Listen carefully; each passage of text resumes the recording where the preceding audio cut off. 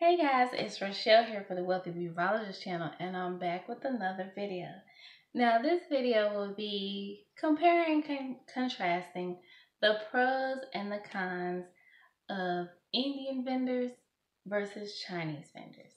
Now, if you watched any of my other videos, you know that I always talk about sourcing hair from overseas using online sources. Okay, so that is what this video is about. I realized there are also other sources of hair. I also realized there are other sources of hair vendors in Asia, but I'm going to focus on the main two. Okay, so we're talking about Indian hair and we're talking about Chinese hair. We're talking about Indian vendors and we're talking about Chinese vendors. If you're unfamiliar with my channel, please go through my videos and binge watch them and catch up on the topic of the vendor search. Also, if you are not subscribed, subscribe, hit the bell as well. You know the deal, so that you can get all the notifications for all the videos as I post them, okay? So if you've watched my channel for a little bit, you know a lot of times well, not a lot of times, but here and there, I've thrown a little shade towards the Indian vendors, and it's for I think a good reason. Mind you, I'm not saying that you should not source hair from India. I'm not saying that.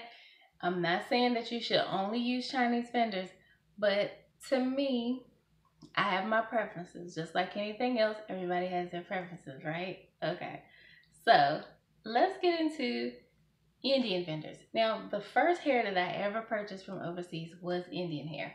I ordered hair from this company. I think it was called It was R something hairs, and it was based in India, and they did not accept PayPal.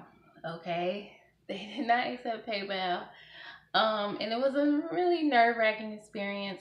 So when those of you are dealing with, the possibility of starting your businesses and you're nervous about sending hair, ordering hair from overseas, I completely understand. I've been through that process as well. But this was like in 2005, I think. So I ended up stopped dealing with that company because the consistency of the hair was hit or miss. Sometimes you get good bundles, sometimes you get bad bundles, and the bad was outweighing the good. So I decided to branch out and leave that company. But at the time, I was actually dabbling with selling hair on eBay back then. It was kind of a fail, and it wasn't about the quality of the hair. It was all me. I didn't know what I was doing. So, so, but as far as the hair, it was very pretty. I think the company still exists, but like I said, the quality was kind of, so I wouldn't necessarily recommend that company. But like I said, I was nervous, and the only reason why I was nervous or was not nervous and I had the nerve to go ahead and order was because there were other women online who had ordered from this company. So I sent my money through this. They have this escrow kind of service where your money sits in limbo, and they'll send the hair out to you, and then the money is released to them and all that. Now, I was new to that process. I had never heard of that. I've heard of escrow before, but I had never heard of that in the hair world. So that was new to me. I was used to, like, at that point, I had only used beauty supply store hair, so I didn't really, this was new to me. And like I said, some other women online were doing it, so I was like, okay, so they got their hair, so I'ma, take that risk. And I got my hair, and I ordered from them about 3 or 4 times. Now, I was ordering kilos. Back then, I don't know if they offered samples, because like I said, there were some reviews built up on this company, so that's what I based my, my decision on the other women who got their hair, and they weren't affiliated with the company or anything like that, so I knew they were legit reviews, and they would actually show pictures of the hair and stuff like that. So I took a chance, and that's one of the pros of dealing with Indian vendors. A lot of Indian vendors do not accept PayPal, and with PayPal, nothing's 100% guaranteed. But for the most part, you at least have some type of recourse if you don't get your hair, or the hair is not as it was described on the website. You can file a claim through PayPal to get your money back, or at least some of your money, something, okay? With Western Union, with other like money wiring services that is really popular with a lot of these vendors, your money's gone. And I've heard horror stories. It's never happened to me, but I've heard plenty of horror stories about women sending their money overseas and not getting zip, not getting anything back, which is trifling, I know, but I don't. It's crazy. It's crazy out here. So the thing is, if you're going to deal with Indian vendors, do your due diligence, do a ton of research. I'm not saying you should not deal with Indian vendors because, like I said, when I got my hair, it was very pretty hair. I had no problem with the hair until after a while, I guess more and more people found out about it and the quality went kind of downhill. So I had to stop using them. But for the most part, most hairs that a lot of people are getting from overseas, and if they're getting it from a legitimate Indian vendor, like I said in some of my other videos, you need to pay attention to the factory location because there are Chinese vendors that are selling Indian hair. And to me, if I want Indian hair, I'm going to India. If I want Chinese hair, I'll go to China. That's just my opinion. So for me, that whole Western Union thing is why I don't deal with Indian vendors. Not saying that you shouldn't, but you have to do research. Now, there are also Indian vendors who have a presence in the United States. Now, that's something you're gonna have to Google and figure out for yourself. I don't have any references because, like I said, I don't deal with a lot of Indian vendors. But there are Indian vendors who have connections here in the United States, and you're gonna pay a little extra, but if you don't like the idea of possibly not getting your hair, you can do some research and see if there are some of Indian based vendors who have locations here in the United States, especially majors. If you live in a major city like New York or California, I'm sure you could find one. Even Atlanta, I heard there's some in Atlanta. Like I said, I don't have any reputable connections that I'm feel comfortable giving out to y'all. So that's why I don't talk about it because I don't have any references for that. But also, if you can go to a trade show, some trade shows you have to have license, some you don't. Some are open to the public, and see if they have any Indian vendors there so that you could sample the hair and develop a connection and you can actually talk to somebody, see what they're talking about, sample their hair that way, get some bundles from them and sample their hair that way, and then develop a relationship. And that way you can kind of trust them a little bit more. That's the solution to that Western Union thing. But if you're feeling a little daring, you're living on the edge, and you want to try sending your money to get your samples Western Union, go for it. Go for it. The women who had those poor experiences, I don't know. Like I said, they could have been making up those stories. Some of them, I really believe that they were telling the truth about not getting their hair. So that's something that you have to think about. Again, I'm not saying that you should not deal with Indian vendors. Some of that hair is gorgeous. Some of that hair is amazing. But I want you to do your research before you send your money via Western Union, okay? Also, to me, some of their closures and frontals and wigs and stuff, to me, the ones that I've seen have left a little bit to be desired. Like their ventilation and stuff. I'm not really feeling the way their closures and things look, Indian vendors. But what I do like about Indian vendors is that their hand-tied wefts are amazing. Those are some of the best wefts. The hair that I got from India. Unfortunately, the hair quality was poor after a while, but the wefts were amazing. So they know how to make some good wefts, some sturdy wefts. So if you could find a good vendor, a good Indian vendor, you will be right on point with starting your hairlines with Indian hair. Okay. Now contrast that with Chinese vendors. Chinese vendors have been manufacturing hair for a long time. Like I said, after I went on the Indian side, I went on over to the Chinese side, and I started ordering lace front wigs. you know. Back then, lace front wigs weren't that popular. They have always been around. Lace front wigs and full lace wigs have always been around. It's just become popular, you know. Tyra Banks and Beyonce, I think, made it more popular for the everyday woman. And so more and more people started wearing lace fronts and full lace wigs and things like that. And now here in 2018, 2019, people are frontal crazy, closure crazy.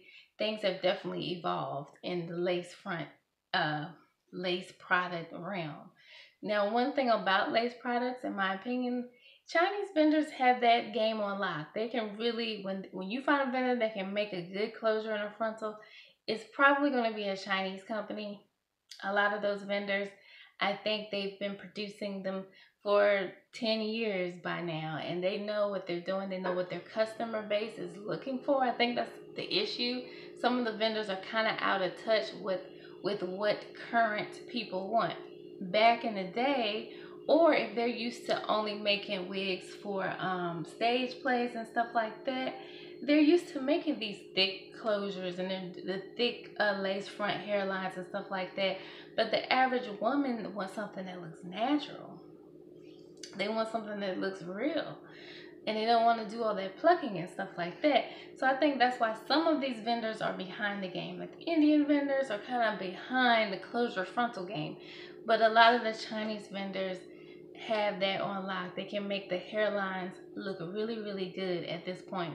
Like I said, because we have more discerning tastes now, and they know how to adapt and replicate. That's one thing that's the major pro for Chinese vendors. If you show them a type of hair that you want replicated, some body wave hair, some water wave, some Spanish wavy, if they're a good vendor, they can make that happen for you. So that's a definite pro of dealing with Chinese vendors, in my opinion.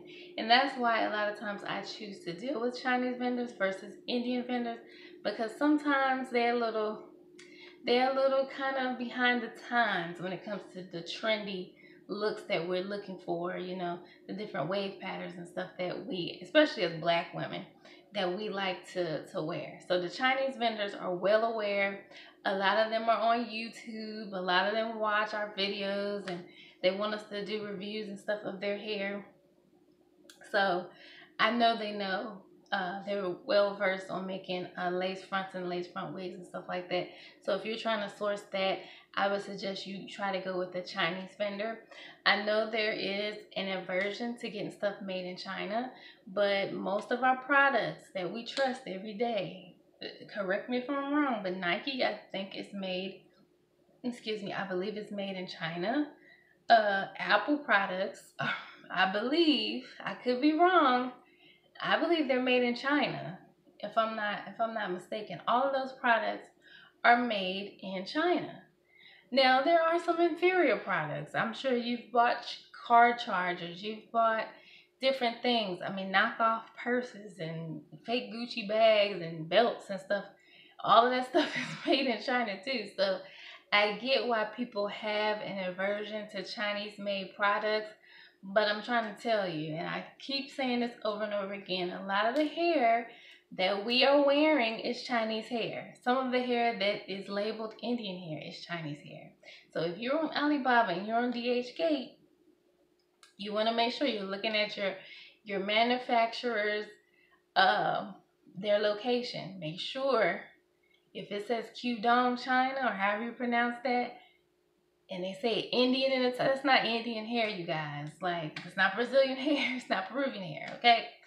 So that's the downside also to dealing with some of these Chinese vendors is they get a little too crazy with the replication, okay? They start saying they have Brazilian hair, they have Peruvian hair, they got all this stuff.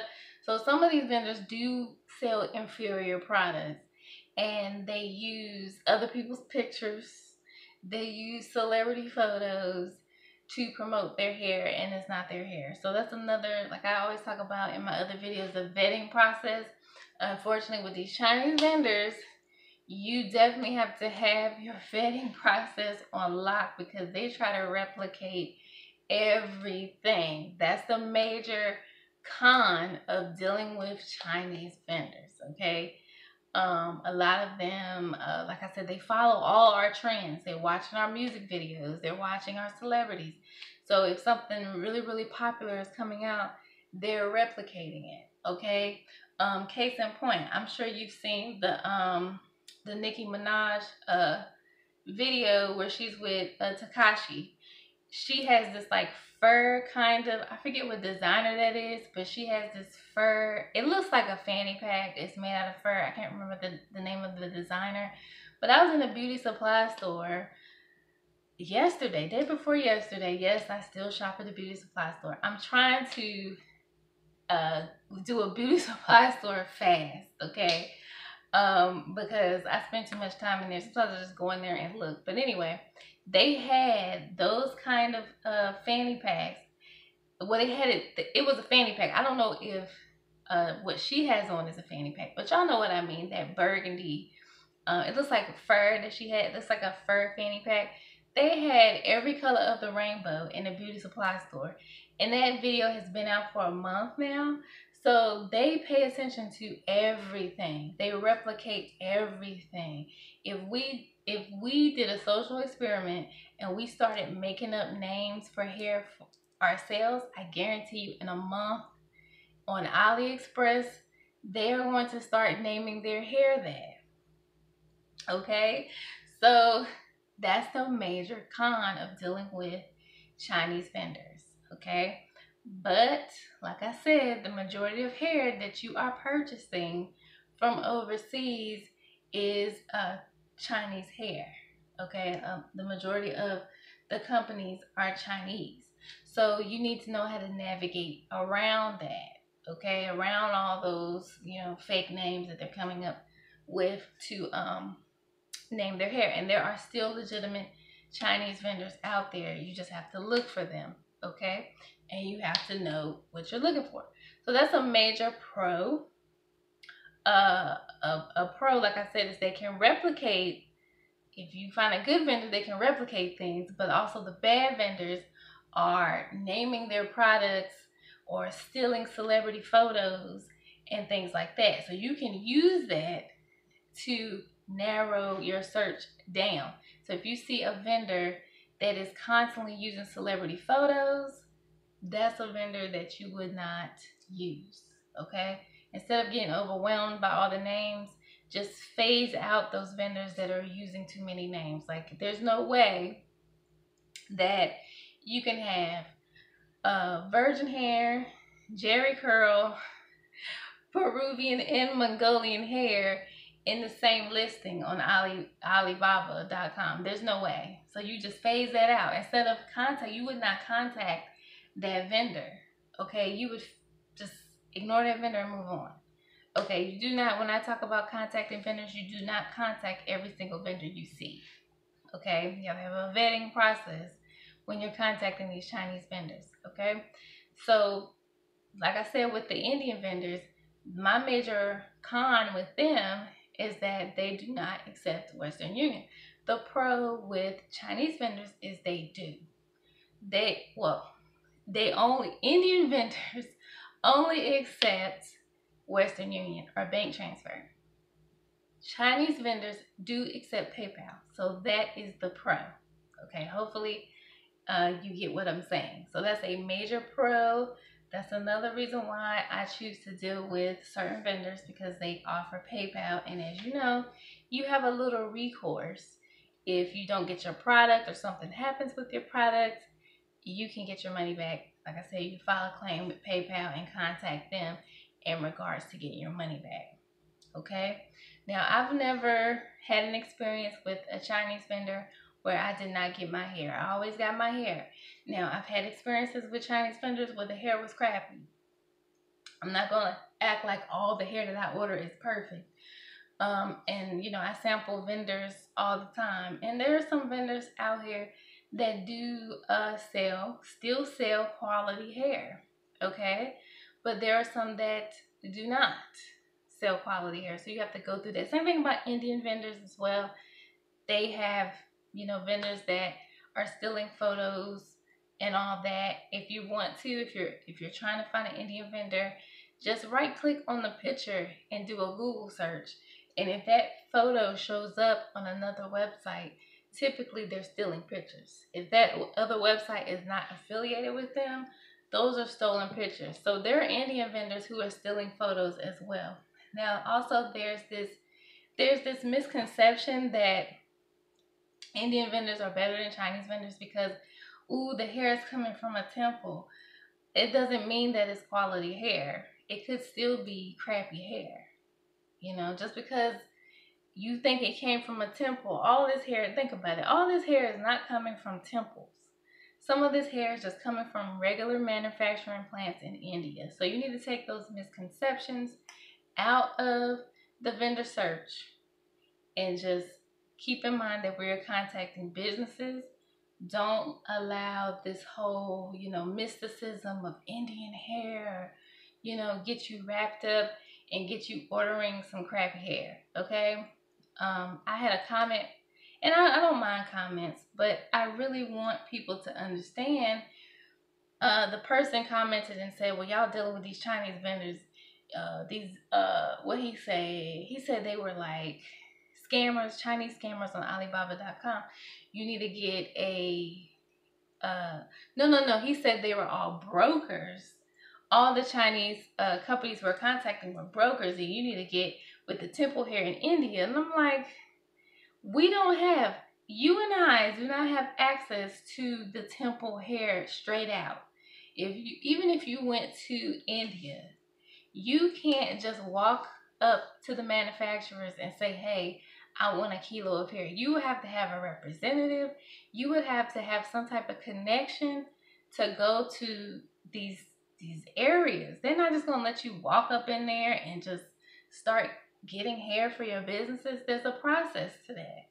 So again, get out of that mindset that Indian hair is better than Chinese hair. They're all Asian people, Yes, there's different ethnic groups, but at the end of the day, most people, I'm going to say this, most people don't know the difference anyway. And I'm not telling you to be dishonest with your customers, but I'm just being honest. Most people don't know the difference. If you've been wearing beauty supply store, this is no shade, it's going to come off as shade. If you've been wearing beauty supply store hair all your life, and I showed you a bundle of Indian hair and a bundle of Chinese hair, a lot of people would not know the difference. I could show you. I'm going to do an experiment one day, and I'm not going to tell you any different. I'm going to just show up on film with some hair, and I'm going to ask you which hair is what hair. I'm going to have some synthetic hair. I'm going to have some Indian hair. I'm going to have some Chinese hair, different hair from different regions of Asia, and I'm going to show it on film. And I'm going to ask you guys to pick out what hair is what. Okay? I'm going to zoom in so you can really see the hair, so you can choose what is what. Okay? I'm going to do that experiment one day. I don't know when. Okay? But I'm going to do it so you can see for yourself that a lot of people really don't know. At the end of the day, you need to focus on what your customer base is actually going to wear and what they were requesting.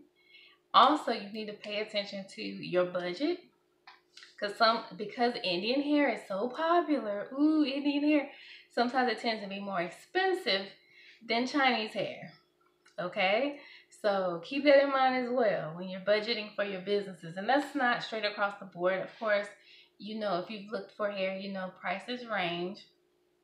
But at the end of the day, do what best suits your business. Okay? Don't get caught up in trends. Don't get caught up in all that, because you can find some really good vendors from either company or either region of Asia, or you could decide you want to sell both. So it's up to you. If you're doing a DIY and you're trying to find your own vendor, you got to weigh the options for what's best for your business, okay? So hopefully I wasn't rambling. I know I did a little rambling. I can't help it. But I just wanted to talk about the differences between the different types of vendors, and so that you can kind of make a decision for yourself what type of vendors will work for your business, not mine, yours. Okay, keep that in mind. You the one that's got to deal with these customers, not me. So I'll talk to you guys later in another video, okay? Bye.